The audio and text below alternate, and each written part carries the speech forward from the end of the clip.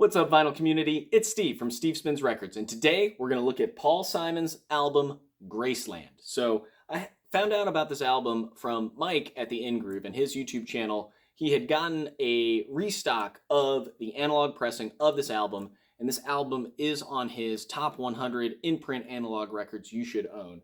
And it does not disappoint. So thank you, Mike, for the recommendation. I didn't know anything about this album before I had seen Mike's video and before he mentioned it. When I looked at the price point of this record for an all analog record, that's what kind of tipped me over the edge. I was like, I'm on the fence. I don't really know about Paul Simon. I don't know like what it's all about. But let's go ahead and take the risk. It was $25.99. So for just a hair more than $25, you get an all analog pressing of this album.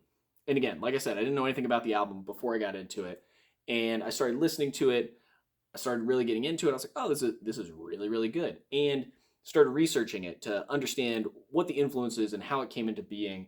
And it's if you don't know Paul Simon, if you don't know the album Graceland, I would highly, highly, highly recommend you at least check it out and listen to it, just because the album is so eclectic from a genre perspective.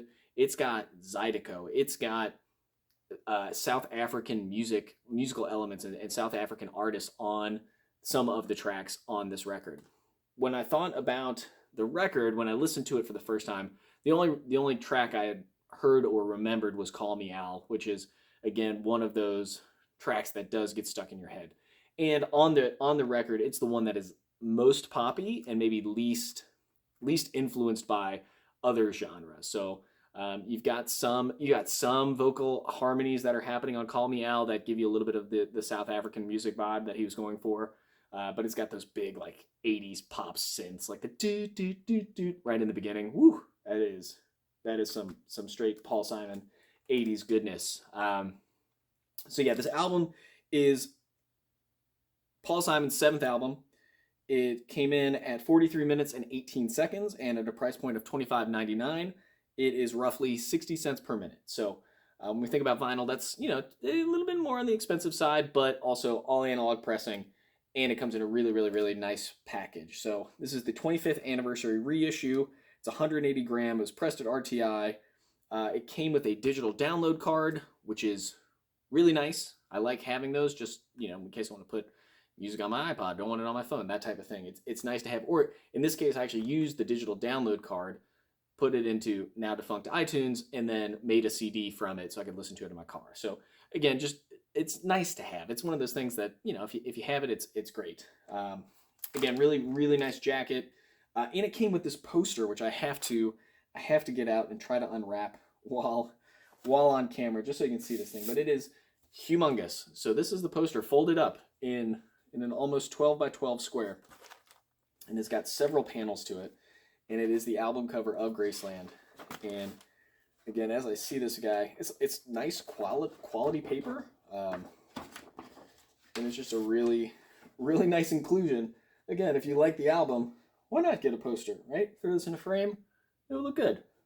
It's got that kind of iconic painting on it of the album cover.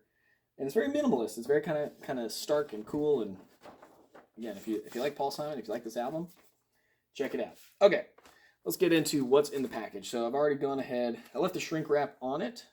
It's got a sticker, pressed at RTI, got the 180 gram on it.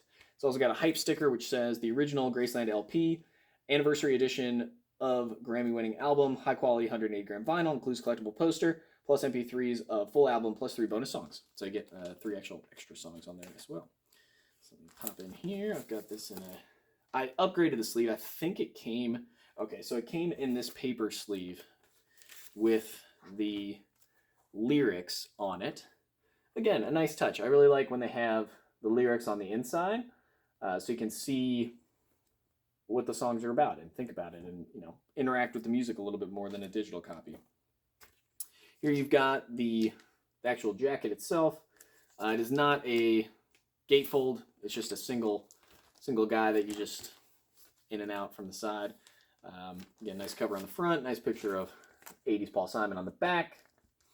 And it's got some notes from Paul Simon, which is also kind of nice. And again, I feel like this album, when Paul Simon was recording it, I'll tell you what I know from the research I've done. Paul Simon at this point this was his seventh album. His sixth album didn't do so hot in terms of sales.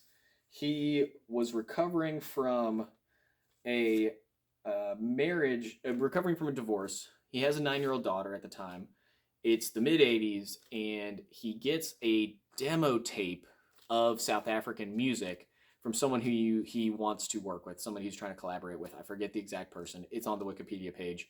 I'll throw it in the comments, or I'll throw it in the comments below so you can have that. But he gets this tape of South African music, and it blows his mind when he hears it. He's like, "What is this?" He starts listening to it in his car. He starts singing over the melodies. He starts like harmonizing with it. He starts building it into the album in his own head, which is really, really cool. So from there, he goes to South Africa. This is 1986. So apartheid is still very much a thing there. So that's part of it, and he tries to elevate and bring the South African musicians to the world stage, which I think he did a really, really good job of. So there's a lot of South African musicians on this. He also has some Zydeco influences on here, so you'll hear that as you go through. Very, very much some like fast, upbeat accordions and things like that, which are kind of fun. And the album itself is very much all over the place. Like I mentioned, it's got a lot of really, really good songs, and no two songs sound alike. We'll say that. It's interesting, and different songs that get stuck in your head at different times, which is also fun. You've got the main hits that I had heard of were obviously "Call Me Al," and I'd heard about "Diamonds on the Soles of Her Shoes" before, but I don't know if I knew any of the lyrics or even the melody or anything like that. Let's get you the whole set list here. So it starts with "Boy in the Bubble," and then "Graceland," which is also kind of interesting. It's about Graceland in Memphis, but it's sung in a South African style. So you've got kind of a dueling thing going on there of like, I was expecting it to be more Elvis-y or more, I don't know, bluesy, gospel-y, but it turned out to be South African, which is really cool and kind of unexpected in what he's doing. And there's some really, really cool lines in that song, like the Mississippi Delta was shining like a national guitar, and like just really cool imagery that he paints throughout the song. Then he's got "I Know What I Know," which again is one that gets stuck in my head a lot. Then you've got "Gumboots," and then "Diamonds on the Soles of Her Shoes." That is the side one. And then side two, you've got "You Can Call Me Al." You've got "Under African Skies," "Homeless," "Crazy Love Volume 2," "That Was Your Mother," and then "All Around the World," or "The Myth of Fingerprints." So again, really, really nice kind of inner with the lyrics. You've got the story of the album on the back. Does a really good job explaining what was going on in Paul Simon's head at the time. So then the album itself, let's go look at this. Really nice vinyl, really heavy, came out flat, came out very clean. It didn't take much cleaning at all to get this up to playing quality. And then here you see the label.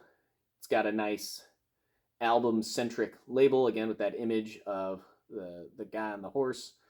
And then there's side one, side two, 1986, words and music by Paul Simon.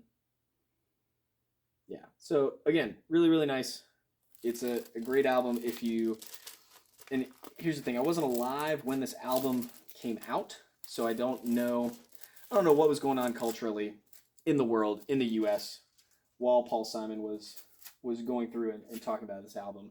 What I do know is that it's a very good listen, even in 2021, even today. There's a lot in here. There's a lot of good, catchy pop. There's a lot of, it's like pop with world influences. Again, when you think about world music, and specifically South African music, a lot of influences baked into that. Another thing that I read as I was researching this album was that this album actually influenced heavily Vampire Weekend's first album, which I thought was really interesting. And then I listened to that album again, and I was like, okay, I can see it. Vampire Weekend had a lot of South African influences, a lot of maybe mid to late 80s, like when that music was starting to come up and starting to become popular. That influenced Vampire Weekend a lot. And again, as you're listening to some of that stuff, it starts to click in your head of like, oh yeah, it does kind of sound similar. So I would actually recommend this album, if you like Vampire Weekend, to check out Paul Simon's Graceland. It's very similar in the sense that it's eclectic, in the sense that it's borrowing a lot of these same musical theories and musical sounds. So if you like Vampire Weekend, check this out. If you like, 80s pop music, again, good stuff here. And if you like any type of African music or world music, this again is another good album for you because it's got a lot of that baked into the songs and lyrics. So that's really it. I really enjoyed listening to this album. It's a short spin. It's 43 minutes, so it doesn't take a too long for you to get all the way through, and it kind of leaves just a nice, leaves a nice and upbeat, which is really cool. So it's good for the background. It's good to sit and listen to. It's good to just chill out and hang out and go from there. So other stats on this record: it actually sold 14 million copies worldwide, I think, in 1986, and it was the album of the year in 1987. Won the Grammy for that. So really, really cool stuff there. And then the last factoid, I suppose, that I found about this record was they did a film that premiered at the Sundance Film Festival in 2012 called Under African Skies, which features not only this album, but I think a few other albums that were being made using South African musical influences at the time. So again, if you like the album, check out that film. I've not seen it yet. Can't speak to the quality of it, but if it was at Sundance, it's probably okay. So if you made it this far, thank you for watching. I appreciate it. Please give the video a like. If you get Call Me Al stuck in your head a lot, like this video. That'll help me out. That'll help me, rise up the YouTube algorithms and make sure that this video is getting seen by the right people. And lastly, if you enjoy this content, please consider subscribing to the channel. Again, it helps me out as we get more subscribers. We have over 100 subscribers, which is really great. So thank you to all the subscribers out there that are watching this right here and now. So that's it. Thanks for watching my video on Paul Simon's Graceland. This is Steve from Steve Spins Records, signing off.